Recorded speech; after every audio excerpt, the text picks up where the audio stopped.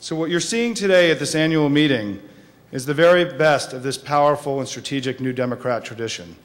We are hearing from innovative policymakers, strong emerging leaders, political entrepreneurs, and a path-breaking media campaign, all of which are doing their part in building a better tomorrow. Guided by you, NDN is transforming itself from a Washington-based political action committee into a powerful network community of leaders, providing the nurturing money and support to a whole new generation of ideas, initiatives, and leaders, all with the goal of modernizing progressive politics, building a new and durable Democratic majority, and ultimately fashioning a new and better future for our children. We are now just shy of spending 15% of our GDP on health care. We're on the way to 18%. We have another set of pressures on employers that lead them to drop coverage or raise the costs of coverage to their employees. It's remarkable how little the healthcare sector has utilized information technology compared to every other sector of the economy in our country. But the problem we face is that the inefficiencies within the healthcare system now are ones that we have to begin addressing through information technology, through better system-wide collection of data, and to try to use it also to enhance health care. Democrats can and must play on security issues. These are not Republican issues. And if they are, they've made a mess of them. The projection of force is not a security and foreign policy. The projection of force is one tool among many in a security and foreign policy. We are fighting the war on terror, but I don't think any of you would say we are winning the war on terror. Almost every day in the last year has had bad news in Iraq, with the exception of the day that Saddam's sons were captured or were killed and the day Saddam was captured. The coalition authority raided the headquarter offices in Baghdad of Ahmed Chalabi.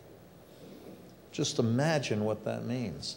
This is the man who produced the false intelligence on weapons of mass destruction. I don't know why they raided. Maybe they were looking for the weapons themselves in his offices. What this really reveals is the intellectual bankruptcy of the administration's policies in Iraq. A good policy badly carried out becomes a bad policy. You could argue that's what happened in Vietnam. It is certainly what's happened in Iraq. President Clinton's 8 years left America stronger and in better shape militarily, politically, and economically around the world than we had come into office. This administration cannot make a similar claim. We are in worse shape today in the world than we were when this administration began. And there is no rationale for it. It's not about 9/11. It's about the way this administration has conducted international affairs. So when we judge this president on Cuba, let's judge his actions, not pages of rhetoric released shortly before an election. When President Bush was candidate Bush, he said he would enforce the totality of the law. He claimed that he would be different.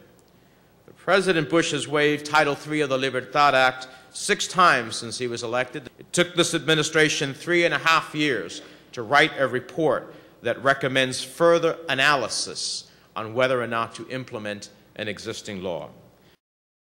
We believe in effective, limited but effective government.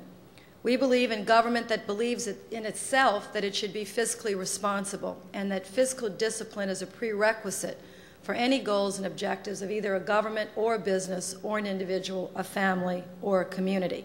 Something this administration gives a lot of lip service to, but obviously doesn't believe in it. The statistics, the budget speak for themselves. We believe as Democrats that we should expand the middle class, enlarging it and stabilizing it. In this day and age, based on Republican policies, the middle class wakes up every morning and wondering, am I going to be in the middle class or not? It's no way to run a government, no way to build an economy, no way to create hope. We believe in stabilizing forces that stabilize and build confidence in the middle class. To my great friend Simon Rosenberg and to all of you at NDN, I just want to say on behalf of the National Party, thank you. The work that you have all done has been absolutely spectacular, cutting edge. I was in Florida last weekend. We had 350 Hispanic leaders from throughout the country come together for a Hispanic summit to get ourselves ready for the upcoming election. And everybody in that room was talking about the spectacular work that NDN has done. Their advertising that they have done in those 4 critical states and then moving on to other states. And the results, extraordinary to see George Bush drop, double-digit drops because of the advertising that NDN has done. So I want to thank you for what you do for the Democratic Party. A lot of people get credit for this election, but Simon Rosenberg and the cutting-edge work that the NDN has done has been absolutely spectacular. So please give yourselves a round of applause.